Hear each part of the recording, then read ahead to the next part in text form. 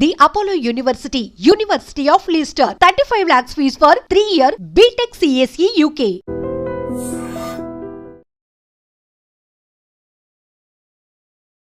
రాబోయే 4-5 రోజుల పాటు భారీ వర్షాలు ఉండబోతున్నాయి. 2 తెలుగు రాష్ట్రాలకు వెదర్ అప్డేట్ ఒకటి అందుతోంది అనేది ప్రస్తుతం బాగా సర్క్యులేట్ అవుతున్నటువంటి పరిస్థితి ఉంది.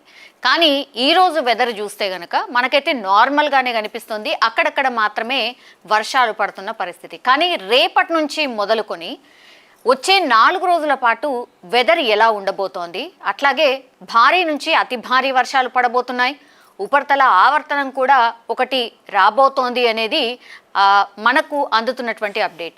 ఇందులో నిజమెంత, ఒకటి ఎన్ని సెంటీమీటర్స్ ఆఫ్ వర్షపాతం నమోదయ్యే అవకాశం ఉంది, అట్లాగే హైదరాబాద్లో చిన్న వర్షానికే రోడ్లన్నీ మునిగిపోతున్నాయి, చెరువుల లెక్క మారిపోతున్నాయి.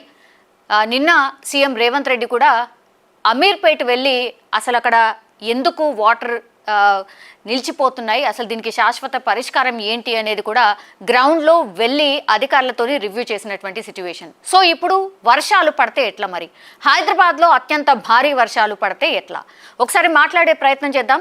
మనతో పాటు వెదర్ ఎక్స్పర్ట్ ధర్మరాజు గారు ఉన్నారు. సార్ నమస్తే. Yes sir. సార్ ఈరోజు అయితే పెద్దగా ఏం వర్షం లాగానైతే అనిపించట్లేదు. సరే 2-3 రోజుల నుంచి కూడా మనకు అక్కడక్కడనైతే వర్షాలు పడుతున్నాయి. రాబోయే 3-4 రోజుల పాటు ఎట్లా ఉండొచ్చు, వెదర్ రిపోర్ట్ ఏంటి సార్? ప్రస్తుతం కనుక తెలంగాణ రాష్ట్రంలో కనుక చూసుకున్నట్లయితే ఈరోజు మనకి ఉన్నటువంటి ఒక ఉపరితల చక్రవాక ప్రభావం అనేది ప్రస్తుతం కోస్టల్ తీరం గుండా ఇటు తెలంగాణ రాష్ట్రం వైపు ప్రస్తుతం ఇది కొనసాగుతుంది. కాబట్టి మనకి ఈరోజు ఒక 5 చోట్ల మనం భారీ వర్ష సూచనలు అనేవి జారీ చేయడం జరిగింది. సో ఈ రోజు రేపు కూడా కొంచెం వర్ష సూచన అనేది కొన్ని జిల్లాల్లో భారీ వర్షం ఉన్నప్పటికీ కూడా రానున్న రోజుల్లో క్రమేపీ 13 నుంచి కూడా చూసుకున్నట్లయితే ఇటు పశ్చిమ బంగాళ మధ్య బంగాళాఖాతంలో ఏర్పడేటువంటి అల్పపీడన ప్రభావం వల్ల ఈ యొక్క వర్ష తీవ్రత అనేది క్రమేపీ పెరిగే అవకాశం అయితే కనిపిస్తుంది. 13వ తారీఖు నుంచి కూడా రాష్ట్రం అంతటా కూడా విస్తారంగా అయితే వర్షాలు కురిసే అవకాశం స్పష్టంగా కనిపిస్తుంది.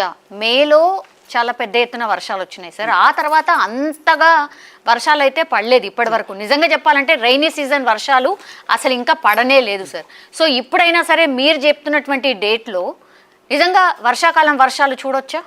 ప్రస్తుతం కనుక చూసుకున్నట్లయితే ఈ యొక్క ప్రస్తుతం తెలంగాణ రాష్ట్రం అనగానే ప్రస్తుతం ఈ యొక్క భౌగోళికంగా స్థిరత్వాన్ని కనుక చూసినట్లయితే తెలంగాణ రాష్ట్రం అన్ని రాష్ట్రాల కంటే మధ్యస్థంగా ఈ యొక్క భారతదేశ చిత్రపటంలో కేంద్రీకరించబడడం అనేది చూడొచ్చు, సెంటర్డ్ కింద ఉంటుంది. సో దీనివల్ల ఏంటంటే ఒక విధంగా మనకేంటంటే ఇటు సముద్రానికి దూరంగానే ఉంటుంది, అటు చూసుకున్నట్లయితే పర్వత శిఖరాలకు కూడా దూరంగా ఉండడం వల్ల ఒక విధంగా దక్కన్ పీఠభూమి కింద మనం కన్సిడర్ చేస్తూ ఉంటాము ఈ రాష్ట్రంలో. సో రాష్ట్రంలో మనకి ఎక్కువగా ఉష్ణ తీవ్రత కూడా అన్ని సీజన్స్లోనూ వాతావరణ పరిస్థితులు చాలా సౌకర్యంగా ఉండే అవకాశం కూడా ఎక్కువ కనిపిస్తుంది. సో దానివల్ల ఏంటంటే మనకి ఎక్కువగా ఇటు సముద్ర తీరానికి దూరంగా ఉండడం వల్ల ఒక విధంగా సీ బీజ్ కూడా తక్కువగానే ఉంటుంది. సో దానివల్ల ఒక విధంగా ఈ యొక్క నైరుతి ఋతుపవనాలు అనేవి ఈ కేరళ తీరాన్ని ఎప్పుడైతే తాకిన తర్వాత క్రమేపీ దక్షిణ భారతదేశం నుంచి ఉత్తర భారతదేశం వైపు ప్రయాణించేటప్పుడు ఇటు సుమారు చూసుకున్నట్లయితే సుమారు ఒక 38 రోజుల కాల ప్రయాణం చేసిన తర్వాత ఈ నైరుతి ఋతుపవనాలు అనేవి భారతదేశం అంతటా విస్తరించిన తర్వాత ఈ యొక్క క్రమేపీ దాని యొక్క తీవ్రతతో పాటు వర్షం అనేది భారతదేశం మొత్తం కూడా ఇస్తూ ఉంటుంది. సో మనం ఆల్మోస్ట్ ఈ యొక్క నైరుతి ఋతుపవనాల్లో ఒక మొదటి భాగాన్ని ఆల్మోస్ట్ 2 భాగాల కింద ఈ యొక్క నైరుతి ఋతుపవనాల సీజన్ కనుక డివైడ్ చేసుకుంటే మొదటి 2 నెలలు జూన్ జూలై అనగానే జూన్లో మనకి నైరుతి ఋతుపవనాలు భారతదేశం అంతా వ్యాపించడానికి పట్టే సమయం కింద తీసుకున్నట్లయితే జూలైలో ఒక విధంగా భారతదేశం అంతటా వ్యాపించిన తర్వాత ఈ యొక్క క్రమేపీ ఈ యొక్క నైరుతి ఋతుపవనాలు విస్తరించిన తర్వాత పడేటువంటి వర్షాన్ని బట్టి మనం ఎక్కువగా ఆధారపడుతూ ఉంటాం. ఎందుకంటే భారతదేశం అనగానే అగ్రిగ్రెయిన్ కంట్రీ అనేసి ఒక విధంగా చెప్తూ ఉంటాము. మ్యాక్సిమం ఎకానమీ కూడా ఈ యొక్క అగ్రికల్చర్ ప్రొడక్షన్ నుంచే మనకి ఎక్కువ వస్తుంది. కాబట్టి ఈ ఎక్కువగా దేశం ఆర్థికం అనేది కూడా ఈ యొక్క వర్షాన్ని బేస్ చేసుకుని మనకి పంటలు బాగా పండడం వల్ల మనకి ఎక్కువగా డబ్బులు కానీ ఆర్థిక వ్యవస్థ అనేది కూడా డిపెండ్ అయి ఉంటుంది. సో ఒక ప్రథమ భాగం ముగించుకునే ఒక విధంగా ద్వితీయ భాగంలో మనం ఎంటర్ అయి ఉన్నాము. సో ఆగస్టులో మనకి ఇన్ జనరల్గా చూసుకున్నట్లయితే ఎక్కువగా బ్రేక్స్ ఉంటాయి. అట్ ద సేమ్ టైం ఈ యొక్క రెయిన్ఫాల్ ఇంటెన్సిటీస్ కూడా ఎక్కువగా కనిపిస్తుంటాయి. ప్రస్తుతం కనుక చూసుకున్నట్లయితే నైరుతి ఋతుపవనాల్లో ద్రోణులు, అల్పపీడనాలు, ఒక విధంగా ఉపరితల చక్రవాకాలు ఇవన్నీ కూడా ఎప్పుడైతే చురుగ్గా ఉంటాయో అప్పుడు రాష్ట్రానికి ఎక్కువగా వర్షపాతం అనేది కూడా నమోదవుతూ ఉంటుంది. జూన్లో కనుక చూసుకున్నట్లయితే మనం ఆశించిన స్థాయిలో అయితే వర్షపాతం అనేది తెలంగాణ రాష్ట్రంలో ఒక నమోదవలేదని చెప్పొచ్చు. ఒక విధంగా చూసుకున్నట్లయితే జూన్లో వర్షపాతం నమోదైన గణాంకాలు కనుక చూసుకున్నట్లయితే రాష్ట్రం అంతటా కూడా 26% మనకి డెఫిసిట్లోనే కనిపించింది. సో జూలైకి వచ్చేసరికి ఒక విధంగా చూసుకున్నట్లయితే మనకు వచ్చినటువంటి వర్షాల వల్ల ఒక విధంగా ఈ యొక్క 26% ఉన్నటువంటి లోటు 5% వచ్చినప్పటికీ కూడా ప్రస్తుతం కురిసిన వర్షాల వల్ల కూడా మనం ఇంకా ఒక విధంగా తెలంగాణ రాష్ట్రంలో కనుక చూసుకున్నట్లయితే 8% ఈ యొక్క వర్షపాతం లోటు అనేది కనిపిస్తుంది. తక్కువనే ఉంది. సో ఇప్పుడు పడే వర్షాలతోని ఆ డెఫిసిట్ అంతా పూర్తయిపోయి ఇప్పుడు ఏంటి సార్ అట్లీస్ట్ బ్యాలెన్స్ అవుతుందా ఎట్లా? ప్రస్తుతం కనుక చూసుకున్నట్లయితే ఇప్పుడు కురుస్తున్నటువంటి వర్షాలతో ఒక విధంగా ఏదైతే మనకి వర్షం లోటు అనేది ఉందో అది పూడుతుందని అనుకోవచ్చు. ప్రస్తుతం కనుక చూసుకున్నట్లయితే నిన్నటి వరకు హైదరాబాద్ కనుక చూసుకున్నట్లయితే సుమారు 64% డెఫిసిట్లో ఉండేది. ఇప్పుడు ఆల్మోస్ట్ మనం చూసుకున్నట్లయితే 34% కంటే కూడా అధికంగానే ఒక విధంగా సర్ప్లస్లోకి వచ్చేసాము. సో ఒక విధంగా చూసుకున్నట్లయితే కొన్ని జిల్లాల్లో కనుక చూసుకున్నట్లయితే మనకి వర్ష ప్రభావం వల్ల చాలా డెఫిసిట్ అనేది కొరత అనేది కనిపిస్తుంది. ముఖ్యంగా చూసుకున్నట్లయితే పెద్దపల్లి, అలాగే చూసుకున్నట్లయితే మనకి జయశంకర్ భూపాలపల్లి, ఇంకా చూసుకున్నట్లయితే నిర్మల్ 49% వర్షం ఇంకా లోటులోనే కనిపిస్తుంది. లోటులోనే ఉంది. మిగతా అన్ని బ్యాలెన్స్ అయినాయి సార్ కొంతవరకు. మిగిలిన జిల్లాల్లో కనుక చూసుకున్నట్లయితే 10% కంటే తక్కువగానే కొంచెం డెఫిసిట్ ఉన్నప్పటికీ కూడా ఒక విధంగా సర్ప్లస్ గానే కనిపిస్తున్నాయి. ఇప్పుడు ఈ మ్యాప్ ప్రకారం సార్ ఏ రోజు ఎట్లెట్లా ఉండేది అనేది ఈ మ్యాప్ సూచిస్తుంది. 11th రోజు మనం ఉన్నటువంటిది ఈ రోజు. సో ఓకే, ఎక్కడ పెద్దగా ఏం అనిపించట్లేనట్టుంది సార్. రేపటి నుంచి ఎట్లా ఉండొచ్చు ఒకసారి సార్? ముఖ్యంగా చూసుకున్నట్లయితే ప్రజలకు అందరికీ కూడా సులువుగా అర్థమయ్యే రీతిలో ఈ యొక్క కలర్స్ అనేవి ఇవ్వడం కూడా జరుగుతూ ఉంటుంది. ఒక విధంగా చెప్పాలి అంటే వాతావరణ సూచనలు, హెచ్చరికలు అనే కింద తీసుకోవచ్చు ఈ మ్యాప్స్ అనేవి. సో ఈ చిత్రపటంలో చూసుకున్నట్లయితే ఎక్కడైతే మనకి ముదురు రంగు కలర్స్ కనిపిస్తున్నాయో అక్కడ హెచ్చరికలు అనేవి ఎక్కువగా ఉన్నట్టు మనం చూసుకోవచ్చు. ఇక్కడ కనుక చూసుకున్నట్లయితే గ్రీన్, ఎల్లో, ఆరెంజ్, రెడ్ అనేది కనిపిస్తుంది. సో ఈ యొక్క కలర్ అనేది తీవ్రత అంటే కొంచెం డార్క్ అయ్యే కొద్దీ కూడా తీవ్రత అనేది పెరుగుతుంది అనేసి సూచించడం జరుగుతూ ఉంటుంది. సో సర్వసాధారణంగా గ్రీన్ కలర్ అనగానే మనకి వర్ష తీవ్రత అనేది 1 సెంటీమీటర్ నుంచి 6 సెంటీమీటర్ల వరకు కూడా పడే తూకాన్ని మనకి చూపిస్తూ ఉంటుంది. ఇక్కడ వచ్చేసరికి ఎల్లో కలర్ వచ్చేసరికి హెచ్చరికలు అనేవి సుమారు 7 సెంటీమీటర్ల నుంచి మనకి 11 సెంటీమీటర్ల వరకు కూడా వర్షపాతం తూకాన్ని మనకి చెప్తూ ఉంటుంది. సో చూసుకున్నట్లయితే మొదటి రోజు మనకి ఇటు ఉమ్మడి వరంగల్ జిల్లాలు, అలాగే చూసుకున్నట్లయితే ఆదిలాబాద్, కొమరంభీం జిల్లాలకు హెచ్చరికలు జారీ చేయడం జరిగింది. ఇంకా సిటీ కనుక చూసుకున్నట్లు మిగిలిన జిల్లాల్లో కనుక చూసుకున్నట్లయితే తేలికపాటి వర్ష సూచన అనేది కనిపిస్తూ ఉంటుంది. సో ప్రస్తుతం మనం చూసుకున్నట్లయితే ఇక్కడ కూడా అంతటా కూడా ఎక్కడ సిటీలో కనుక చూసుకున్నట్లయితే చిన్న చిన్న మేఘం అనేది కనిపిస్తుంది, కానీ ఇక్కడ కూడా డార్క్ కలర్ అనేది కనిపించడం లేదు. ప్రస్తుతం కనుక చూసుకున్నట్లయితే వికారాబాద్ ఈ యొక్క జిల్లాల్లో మాత్రం వర్షం మేఘకృతమైనటువంటి వాతావరణంతో పాటు ప్రస్తుతం ఇక్కడ వర్షం అనేది పడుతుంది. ప్రస్తుతానికి వర్షం కురుస్తోంది as of now. Next day sir ఇది గంటకు వస్తుంది సార్ ఈ అప్డేట్ ఎట్లా? ఎవ్రీ 15 నిమిషాలకి మనకి ఈ యొక్క అప్డేట్ అనేది ఈ రాడార్ పిక్చర్స్ ద్వారా ఎక్కడ మేఘం కేంద్రీకృతమైంది, అది ఏ విధంగా కదులుతుంది, తర్వాత దట్టమైన మేఘాలు అంటే దాని యొక్క ఎత్తు, పరిమాణం ఏ విధంగా స్ప్రెడ్ అయి ఉంటుంది అనే దాన్ని బేస్ చేసుకుని మనం ఎప్పటికప్పుడు ఆ జిల్లాల్లో ఉన్నటువంటి జిల్లాలు కానీ ఏరియాలు కానీ ఉన్నటువంటి వారికి హెచ్చరికలకి ఇది ఎంతగానో ఉపయోగపడుతూ ఉంటుంది. All right sir. ఈ మ్యాప్ ప్రకారం సార్ మీరు ఇంతకు ముందు చెప్పినట్టుగా 3-4 రోజులు రాబోయే 3-4 రోజుల పాటు ఎట్లా ఉండొచ్చు వెదర్ ఈ మ్యాప్ని చూస్తే? ఇది సాటిలైట్ నుంచి వచ్చేటువంటి ఛాయాచిత్రం అని చెప్పొచ్చు. సో ఇది ఓవరాల్గా ఇండియాలో మొత్తం ఓవరాల్గా చూసుకున్నట్లయితే ఎక్కడ ఎక్కువ దట్టమైనటువంటి మేఘాలు ఉన్నవి, అవి ఎట్లా అంటే దాని యొక్క వ్యాపించిన ఏరియా ఎంత ఉంటుంది అనేది మనం చెప్తూ ఉంటాము. సో ఇక్కడ వైట్ ప్యాచెస్ అన్ని కూడా దట్టమైన మేఘాల కింద మనం తీసుకోవచ్చు. అంటే అది వర్షపాతం కురిసే అవకాశం, ఎక్కువ మేఘం అనేది కేంద్రీకృతం ఉంటుందో అక్కడ ఎక్కువ వర్షపాతం అనేది పడే అవకాశాలు ఎక్కువ ఏం లేదు. తెలంగాణలో రాష్ట్రాలకు ప్రస్తుతం కనుక చూసుకున్నట్లయితే డే 1 వార్నింగ్స్ ప్రకారం, హెచ్చరికల ప్రకారం కూడా తెలంగాణ రాష్ట్రంలో ఎక్కడ లేదు, ఒక 5 జిల్లాలు మినహాయించి ఎక్కడ కూడా పెద్దగా వార్నింగ్స్ అనేవి లేవు. ఇప్పుడు రేపా సార్ ఇది 12th? ఇది ఒక రేపటికి వచ్చేసరికి ఆల్మోస్ట్ ఇటు ఉత్తర జిల్లాలు అలాగే తూర్పు జిల్లాలకు కూడా వార్నింగ్స్ అనేవి హెచ్చరికలు అనేవి జారీ చేయడం జరిగింది. ఇక దక్షిణ జిల్లాలకు వస్తే తేలికపాటి నుంచి మోస్తారు వర్షాలు అనేవి కురిసే అవకాశం అయితే కనిపిస్తుంది.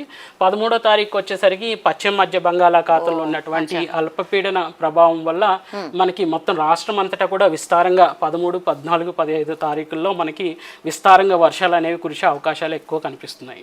ఆరెంజ్ అంటే ఎన్ని సెంటీమీటర్స్ సార్? మేబీ సర్వసాధారణంగా ఇక్కడ ఆరెంజ్ అనగానే మనకి ఎప్పుడైతే వర్షపాతం అనేది 12 సెంటీమీటర్ల నుంచి 20 సెంటీమీటర్ల దాకా నమోదవుతుందో అప్పుడు మనం ఈ యొక్క ఆరెంజ్ కలర్ అనేది జారీ చేయడం జరుగుతుంది. అంటే భారీ వర్షం, అతి భారీ వర్షం. అచ్చా, ఓకే. అంటే అన్ని జిల్లాల్లో, అంటే మాక్సిమం ఇటువైపు ఉన్నటువంటి జిల్లాల్లో భారీ వర్షం, ఈ ఆరెంజ్ దాంట్లో అతి భారీ వర్షాలు నమోదే. ఇక రెడ్ అలర్ట్ అంటే? రెడ్ అంటే ఇంకా తీవ్రత ఎప్పుడైతే 20 సెంటీమీటర్ల కన్నా అధికంగా వచ్చేస్తుందో అప్పుడు మాత్రం తీవ్రతతో కూడిన వర్షం కాబట్టి దానికి మనం రెడ్ కలర్ అనేది జారీ చేయడం జరుగుతుంది. మామూలుగా ఇప్పుడు సిటీలో ఫ్లడ్ లాంటి సిచ్యువేషన్ ఏర్పడినప్పుడు అది భారీ వర్షమా, అతి భారీ వర్షమా సార్? మొన్న కురుస్తుంది కదా. మొన్న కురిసినవన్నీ కూడా ఒక విధంగా చెప్పాలి అంటే అతి భారీ వర్షాల కింద మనం లెక్క వేయొచ్చు. సో ఆరెంజ్ అలర్ట్ అన్నమాట. ఓకే, ఎక్కడ కూడా ఇంకా రెడ్ అలర్ట్ అనేది అయితే లేదు సార్ టిల్ 15th వరకు అయితే. కానీ ఒక ప్రచారం అయితే జరుగుతోంది సార్, 15th తారీఖు నాడు మాత్రం భారీ అతి భారీ వర్షాలు, రెడ్ అలర్ట్, ఇట్లాంటిది మాత్రం ఫ్లడ్ ఏర్పడొచ్చు, ఇట్లాంటిది మాత్రం పెద్ద ఎత్తున ప్రచారమా లేకపోతే నిజంగా సిచ్యువేషన్ రావచ్చా సార్? ప్రస్తుతం కనుక చూసుకున్నట్లయితే ప్రస్తుతం మనకి 13వ తారీఖున మాత్రం వాతావరణం అనేది కొంచెం తీవ్రత స్థాయిలో అయితే వర్షపాతం అనేది నమోదయ్యే అవకాశం అయితే కనిపిస్తుంది. దీని యొక్క తీవ్రతను బట్టి ఎప్పటికప్పుడు ఈ హెచ్చరికలు కూడా మారుతూ ఉంటాయా? ఐ థాట్ సేమ్ ఇట్లాగే ఉంటదేమో. లేదు, మారుతూ ఉంటుంది ఎప్పటికప్పుడు. మన రాష్ట్రం మీదకి ఎంత మేఘకృతమైనటువంటి వాతావరణం వస్తుంది, గాలి తీవ్రత ఏ విధంగా ఉంది, దాని ప్రకారం మనం ఎప్పటికప్పుడు ఈ కలర్ వార్నింగ్స్ కూడా ముందస్తుగానే మార్చి ఎప్పటికప్పుడు పబ్లిక్ డొమైన్కి అందుబాటులో సమాచారం ఉంచుతుంటాం. సార్, ఆల్ ఆఫ్ సడన్ ఎందుకని కుంభవృష్టి లాగా కురిసి వెళ్తోంది? ఎస్పెషల్లీ హైదరాబాద్లో మొన్న చూసినాం కదా, ఒక 2 hours కురిస్తేనే అమీర్పేట్ మునిగిపోయింది. సో అట్లాంటి సిచ్యువేషన్ కనీసం ఒక గంట ముందు తెలిసే అవకాశం ఉంటుంది మనకి. మనం సర్వసాధారణంగా చూసుకున్నట్లయితే ఇట్లా భారీ వర్షాలు వస్తున్నాయి అనేది ఈ రోజు చూసుకున్నట్లయితే 11వ తారీఖు నుంచే మనం ముందస్తుగానే హెచ్చరికలు అనేవి జారీ చేస్తున్నాం. సో ముందస్తుగానే జారీ చేయడం వల్ల ఏంటంటే మనం తీవ్రత యొక్క వచ్చే వర్ష తీవ్రతను మనం తగ్గించలేం, కానీ ప్రజలు నష్టం వాటిల్లకుండా అట్లీస్ట్ కొంతలో కొంత మనం కాపాడగలిగిన వారం అవుతుంటాం. అప్రమత్తత మాత్రం. సో హైదరాబాద్ లో కూడా ఖచ్చితంగా భారీ నుంచి అతి భారీ వర్షమే ఉండబోతోంది. సార్, ఎట్లాంటి సేఫ్టీ మెజర్స్ తీసుకోబోతున్నారు? అండ్ మీరు ప్రభుత్వానికి ఐ థింక్ మీరు సమ్ నివేదికనో లేకపోతే సమ్ అలర్ట్స్ ఇచ్చుంటారు కదా, ఏం అలర్ట్స్ ఇచ్చారు సార్? ఎన్ని డేస్ ఇచ్చారు? ప్రస్తుతం నుంచి కూడా వర్ష తీవ్రత అనేది క్రమేపీ పెరిగే అవకాశం కనిపిస్తుంది కాబట్టి ముందస్తుగానే ఈ యొక్క సమాచారాన్ని అనేది ఆయా శాఖల వారికి తెలియచేయడం జరుగుతుంది. ముఖ్యంగా ఏ జిల్లాల్లో ఏ అధికారులకి, అంటే విపత్తు శాఖ కానీ సహాయక చర్యలు తీసుకునే సంబంధిత శాఖకు కానీ ఈవెన్ రెస్క్యూ టీమ్స్ కూడా ఈ యొక్క సమాచారాన్ని ఎప్పటికప్పుడు అందజేయడం ద్వారా వాళ్ళు ముందస్తుగానే ఒక విధంగా ప్రణాళికబద్ధంగా ఎక్కడ ఎక్కువ ఏ జిల్లాల్లో వర్షపాతం ఎక్కువ నమోదవుతుందో ఆ జిల్లాల్లో లోతట్టు ప్రాంతాలని వాళ్ళు ముందుగానే ఐడెంటిఫై చేసుకోవడం, మ్యాపింగ్ చేసుకోవడం, చేసుకున్న తర్వాత యొక్క ప్రజలు మెయిన్ ప్రాణ నష్టం వాటిల్లకుండా కొంచెం తగిన జాగ్రత్తలు తీసుకోవడానికి ఈ సమాచారం ముందుగా ఉపయోగపడుతుంది. సార్, హిమాయత్ సాగర్ ఆల్రెడీ నిండిపోయింది అండ్ హుస్సేన్ సాగర్కి సంబంధించిన గేట్స్ ఓపెన్ చేసే సిచ్యువేషన్ కూడా ఉంది అనేసి ఒక ప్రచారం అయితే ఉంది సార్. సో ఏం జరగచ్చు అంటే కనుక చూసుకున్నట్లయితే గత మన జూన్ జూలైలో కూడా ఆశించిన స్థాయిలో వర్షాలు రానప్పటికీ కూడా ఇటు పై భాగంలో ఉన్నటువంటి మధ్యస్థ భారతదేశంలో ఎక్కువ వర్షాలు అనేవి రావడం అనేది జరిగింది. సో అక్కడి నుంచి వచ్చేటువంటి జలాలు ఏవైతే ఉన్నాయో రాష్ట్రం మీద కూడా ఇటు కృష్ణా జలాలకు కానీ ఇటు గోదావరి జలాలకు కూడా అటు నుంచి వచ్చేటువంటి నదుల అనుసంధానంతున్నటువంటి నీరు అనేది రావడం వల్ల ఇట్లాగే ఇప్పుడు కురుస్తున్నటువంటి వర్షాల వల్ల కూడా అధిక స్థాయిలో మనకి వర్షము నీరు అనేది ఈ యొక్క డామ్స్ లోకి చేరే అవకాశాలు ఉంటాయి. సాగర్ డ్యామ్ కూడా ఐ థింక్ గేట్స్ ఓపెన్ చేసినట్టున్నారు సార్. ఎక్కడ ఎట్లాంటి సిచ్యువేషన్ రావచ్చు సార్? డ్యామ్స్ దగ్గర కూడా కావచ్చు. ముఖ్యంగా అదే చెప్తున్నాం, ముఖ్యంగా ఈ యొక్క హెచ్చరికలు అనేవి ఒక విధంగా వాళ్ళకి ఏంటంటే ఎక్కడైతే మనకి పురాతనమైనటువంటి శిథిలావస్థలో ఉన్నటువంటి బిల్డింగ్స్ ఉన్నాయి, తర్వాతే కొంచెం విధంగా చెప్పాలి అంటే రైతులకు కానీ ఇంకా చూసుకున్నట్లయితే ఇటు పవర్ సెక్టార్స్ కానీ ఈ డామ్స్ కానీ ఎప్పటికప్పుడు హెచ్చరికలు అనేవి రైతాంగానికి, ఇటు సెంట్రల్ వాటర్ కమిషన్ కూడా మేము హెచ్చరికలు అనేవి ఎప్పటికప్పుడు ఈ యొక్క హెచ్చరికలు జారీ చేయడం జరుగుతుంది. కాకపోతే వాళ్ళకి వచ్చేసరికి ఈ డామ్స్కి రిలేటెడ్ ఉన్నటువంటి గోదావరికి అనుసంధానమైనటువంటి నదుల గురించి వాళ్ళకి సమాచారం చేయడం జరుగుతుంటుంది. Yeah, all right sir. So రానున్న 2-3 డేస్ ఓవరాల్గా ఎట్లాంటి సిచ్యువేషన్ ఉండొచ్చు సార్? ఎంత అప్రమత్తంగా ఉండాలి ప్రజలకు ఒక్కసారి సార్? ముఖ్యంగా చూసుకున్నట్లయితే 11-12 తారీఖుల్లో మనకి ఈ రాష్ట్రంలో కనుక చూసుకున్నట్లయితే తేలికపాటి నుంచి మోస్తారు వర్షాలు కురుస్తాయి. అక్కడక్కడ కొన్ని జిల్లాల్లో మాత్రం భారీ వర్షాలకి ఛాన్స్ ఉంది కాబట్టి ఆ యొక్క జిల్లాలకు మాత్రం ఎల్లో హెచ్చరికలు అనేవి జారీ చేయడం జరిగింది. 13వ తారీఖు నుంచి వర్ష తీవ్రత అనేది క్రమేపీ పెరిగే అవకాశం అయితే కనిపిస్తుంది. ముఖ్యంగా బంగాళాఖాతంలో ఏర్పడినటువంటి పశ్చిమ బంగాళాఖాతంలో ఏర్పడినటువంటి అల్పపీడనం ఏదైతే ఉందో అది తీవ్ర స్థాయిలో ఉంటే మాత్రం మనకి ఎక్కువ తీవ్రతతో కూడినటువంటి వర్షం కూడా ఉండే అవకాశం అయితే కనిపిస్తుంది. ప్రస్తుతం కనుక చూసుకున్నట్లయితే కొన్ని జిల్లాలకు ఎల్లో హెచ్చరికలు, కొన్ని జిల్లాలకు ఆరెంజ్ హెచ్చరికలు కూడా జారీ చేయడం జరిగింది. సో ఈ యొక్క వర్ష తీవ్రత ప్రభావాన్ని బట్టి ఈ యొక్క హెచ్చరికల యొక్క రంగు కూడా, హెచ్చరికల యొక్క కలర్ కూడా మార్చి ఆయా శాఖల వారికి ఎప్పటికప్పుడు అందించడం జరుగుతూ ఉంటుంది. Thank you so much sir. So మొత్తం మీద అది డెఫినెట్లీ భారీ నుంచి అతి భారీ వర్షాలు అయితే ఉండబోతున్నాయి. తెలంగాణ రాష్ట్రంలో నైరుతి ఋతుపవనాలకు సంబంధించి పెద్దగా వర్షపాతం ఇప్పటి వరకు నమోదు కాలేదు, కానీ ఈ వీక్లో మాత్రం అతి భారీ వర్షాలు పడే అవకాశం ఉంది యాజ్ ఆఫ్ నౌ. కానీ రేపటి వరకు మళ్ళీ ఇంకో అప్డేట్ రావచ్చు. వర్షాలు అయితే పక్కా, కానీ రెడ్ అలర్ట్ ఉంటుందా అనేది ఇప్పటి వరకు అయితే రెడ్ అలర్ట్ లేదు, బట్ మేబీ రెడ్ అలర్ట్ కూడా ఉండొచ్చు, ఫ్లడ్ సిచ్యువేషన్ కూడా ఉండొచ్చు అని వెదర్ ఎక్స్పర్ట్స్ అయితే చెప్తున్నటువంటి సిచ్యువేషన్ అయితే కనిపిస్తోంది.